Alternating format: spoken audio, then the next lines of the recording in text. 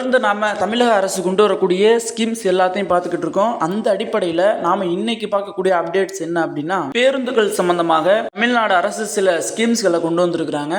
அந்த என்னென்ன ஸ்கீம்ஸ், பெண்களுக்கு இதில் எவ்வளவு பலன்கள் இருக்குது, இந்த ஸ்கீம்ஸ் எல்லாம் எப்போது அமலுக்கு வரும் அப்படிங்கிறத இந்த ஒரு காணொலியில் நாம் பார்க்கலாம். கடந்த ஆண்டு காலம் இலவசமாக பெண்களுக்கு பேருந்து விட்டுருந்தாங்க. அது எப்படின்னா, மாவட்டங்கள் ரீதியாக இப்போ ஒரு 60 கிலோமீட்டர் அல்லது 50 கிலோமீட்டர் வரை தான் பெண்கள் பயணிக்க முடியும் அப்படிங்கிற மாதிரி ஒரு ஸ்கீம்ஸை கொண்டு வந்திருந்தாங்க. பெண்களும் அதில் பலனடைந்தாங்க, பெண்களும் அதில் பயணித்தாங்க.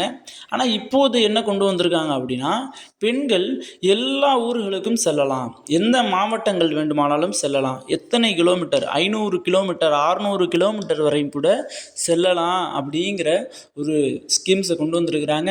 கன்னியாகுமரி டு சென்னை வரையும் கூட பெண்கள் இலவசமாக பேருந்து பயணம் செய்யலாம் அப்படிங்கிற மாதிரியான ஒரு இதை கொண்டு வந்திருக்கிறாங்க.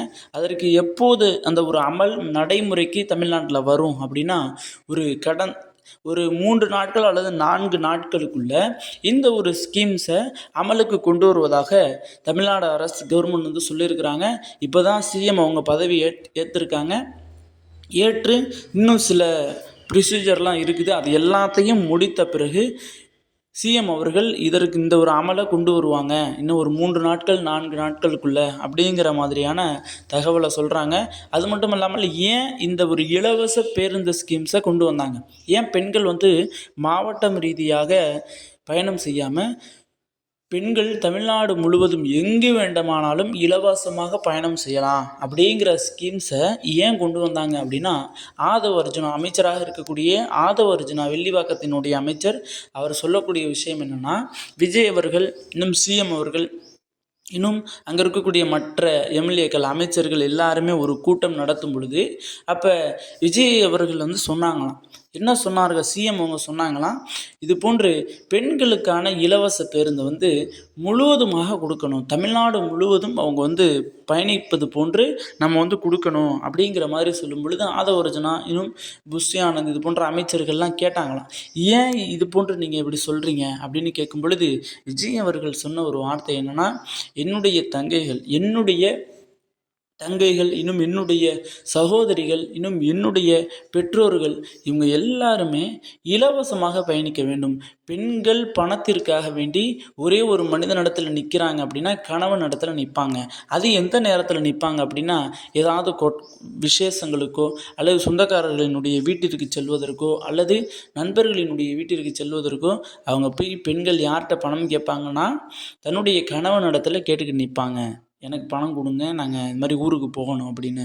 அந்த பெண்கள் நிற்கக்கூடாது. என்னுடைய சகோதரிகள், என்னுடைய தோழிகள், இன்னும் என்னுடைய பெற்றோர்கள் ஆகிய இவங்க தன்னுடைய கணவனிடத்தில் போய் நிற்கக்கூடாது பணத்திற்காக வேண்டி அப்படிங்கிறதுக்காண்டி இந்த ஸ்கீமை கொண்டு வரோம். அதே சேம் டைமு பெண்களுக்கு ஏன் இந்த ஸ்கீமை கொண்டு வந்தோம்னா, பெண்களுக்கு அவர்களினுடைய உழைப்பில் அவர்களினுடைய சம்பாத்தியத்தில் அவர்களுக்கு அதிகமாக பணம் செலவாகக்கூடிய ஒரு இடம் பயணம் செய்யக்கூடிய இந்த பேருந்து தான் அந்த பெண்களுக்கான ஒரு மிகப்பெரிய செலவை இழுத்து வைக்கக்கூடிய ஒரு இடமாக இருக்குது. அந்த செலவை கம்மி பண்ணி மிச்சம் பண்ணி வச்சாங்கனாலே அவர்கள் ஏதாவது ஒரு இது வாங்கி கொள்வாங்க, அவர்களுக்கு தேவையான பொருட்களை வாங்கி கொள்வாங்க, அவர்களுக்கு தேவையான விஷயங்களை அவங்க செய்து கொள்வாங்க.